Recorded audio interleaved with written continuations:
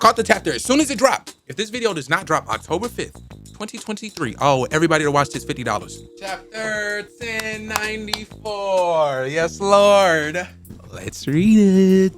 What a chapter that I have just read. And hopefully you guys read it too before you watch this. But boy, if you ain't read this chapter before you watch this video, get out of here. Go read the chapter, then come back.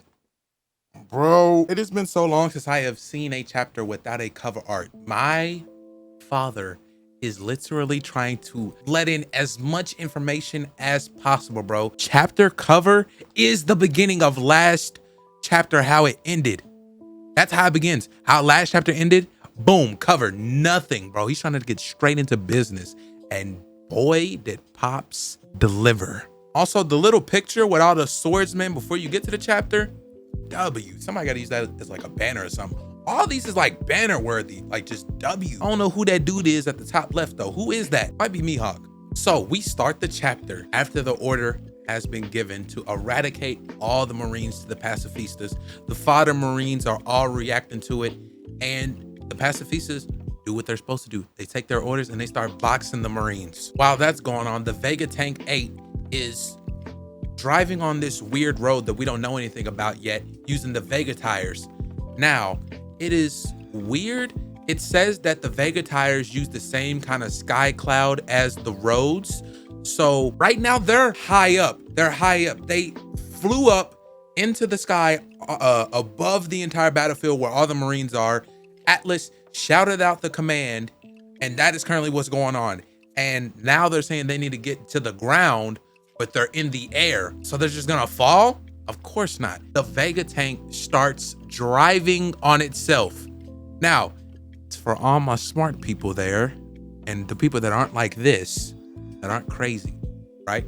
Who else kind of drives on clouds? And who gave Vegapunk this idea for this? Bro, it's obviously Kaido. They are driving on clouds right now, because remember how Kaido flies? He's not flying like regular dragons. This is One Piece. He's got to do things different. He's grabbing sky clouds as he drifts through the air. And Vegapunk just decided to make a car that can drive on it.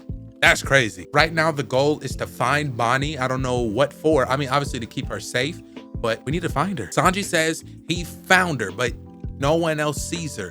And he says his explanation for it is, just trust me, she's over there. My lady radar has never wronged me. It's not a lady radar. Was I about to say Conqueror's Haki? Observation Haki. So we zoom over to Bonnie, and she is currently in the fight with the Vice Admiral. I read this chapter twice, and I did not see who this guy was until the third time around. This is, remember how they had the lineup of the 9 Vice Admirals that's currently in Egghead? The top left one, it's that guy that she's currently fighting. And he has this very weird kind of weapon that he's using. It seems he's got some kind of weird thing with otters. He's using, like, you guys know Duat, the Pokemon? He's got that same little crest thing that's on his stomach, but he's using it as a head for a weapon. So some fodder Marines kind of intervened with Bonnie's fight with this Admiral. I don't know his name or anything like that. I'm gonna just call him Butt Chin too, because he also has a butt chin. And they interfere, and we get a little kind of feat for her fruit. She shows them a near-death experience. It shows that Bonnie's fruit does not only age and de-age people, but it also can have you experience things that you experienced as you aged, is what I think it is. Because whenever they come back from this and they take the damage, the guy says that he went back to River Styx, and the other guy didn't really say anything. So it seems like what happened to him was only specific to him, and he had some kind of near-death experience at River Styx. So Bonnie runs from the Vice Admiral and then runs right into another pacifista, assuming that they're friends with her. But the pacifista shoots a fat-ass beam right at Bonnie, and she's like, whoa, how did that happen? We finally meet one of the 9 Vice Admirals. This is Vice Admiral Bluegrass, and she has the ride fruit. She can hijack anything because she is a driver woman. Now, so this is how I have interpreted this. She's a driver woman. She can hijack anything, but whatever she can hijack a pacifista, because that's what's going on right now. She just hijacked a pacifista, but I think she can only hijack things that of course don't have haki. If it doesn't have hockey, she can't hijack it, because that would just make her fruit kind of, that's kind of mid. That's kind of mid. If she could hijack anything, I would understand if she like has stronger hockey than what she's trying to hijack. Maybe it'll work like that, but I don't think she can hijack anything, because she hijacked a pacifista that doesn't have hockey. And we know from what Kaido and Big Mom told us is that if you have strong enough hockey, you can resist the effects of devil fruits. So does that mean that she can really only hijack things that don't have hockey? Because if she can just hijack people, she has a really OP fruit. But if it has to do with you just have to have strong will or decent hockey, then her fruit's kind of mid. Remember, top left Vice Admiral is here.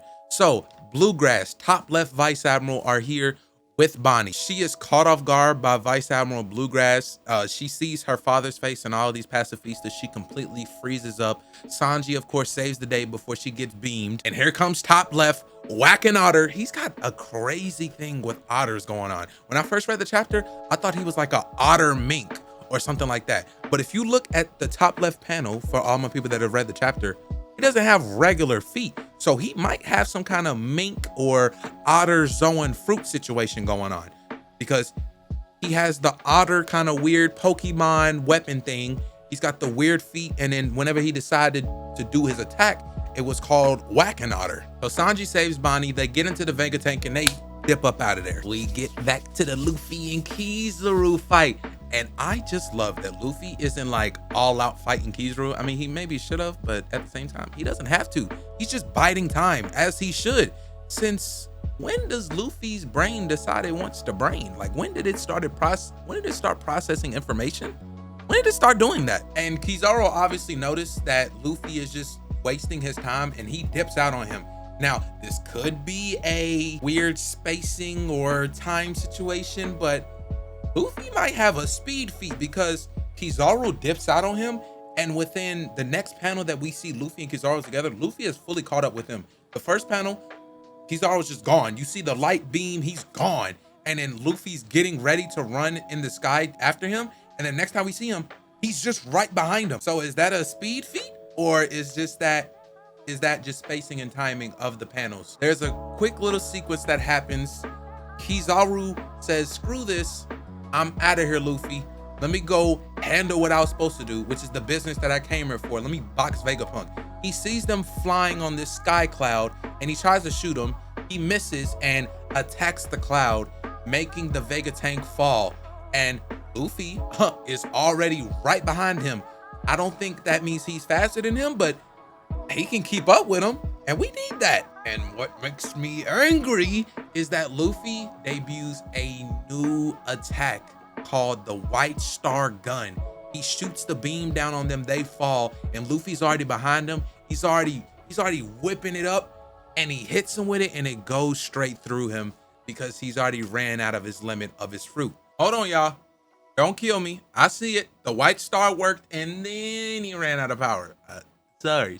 No, I was just trying to, get the video out quick and I rushed. I'm sorry. Now, what's weird about this situation is that Kizaru, just before Luffy but before Luffy runs out of juice, Kizaru says, haven't you reached your limit with this form yet? And a few seconds later, he runs out of juice. That's not weird. Come on, don't tell me I'm reaching. That's not weird. Come on, tell me that's not weird timing. Tell me that don't sound like someone that did their homework on Luffy getting strength. Come on, bruh. Because who, first of all, told Kizaru that the form even has a time limit? And who told him how long he lasted in general in this form? The only person that would know is Boxed. And he's with Green Bull. But he might not be with Green Bull because Green Bull's at Mary Jawar. What happened with Kaido and Big Mom? So the big dog decided he wanted to show himself, which negates all of the theories that I had for how this was going to go. I thought that Saturn was going to completely play like a backhanded, sideline role. He fully says, everybody move. I'm coming in. And Saturn shows that he has quite the conqueror's high. All the Marines, all the way up to where Zoro and Rob Lucci are, everyone feels Saturn's words as he tells the pacifistas to freeze. And the highest authority chip that is, I am glad that he didn't decide to have the pacifistas attack the pirates, because that would have been bad. But he just told him to cease all actions, which means he just told him to stop. Now, I'm cool with this for now, to have the initial start of the fight uninterrupted, and then he'll just tell them to, get active later. He shows this cool ass magic circle that he uses to teleport in, and all of either, I don't think that Saturn says this, but like maybe a Vice Admiral or Doberman says this, that all Marines under the Commodore rank can't look at Garcia as he arrives in without, it doesn't say that they're gonna die, but in the future panel, you know what happens. Is this because their will is too weak, or because they have no hockey, or are they told they can't look at him out of some kind of different reason? Of course, we find out what happens because some fodder Marine that's like a rookie rank looks at him, his eyes glows, and like a beam shoots him right square in the forehead.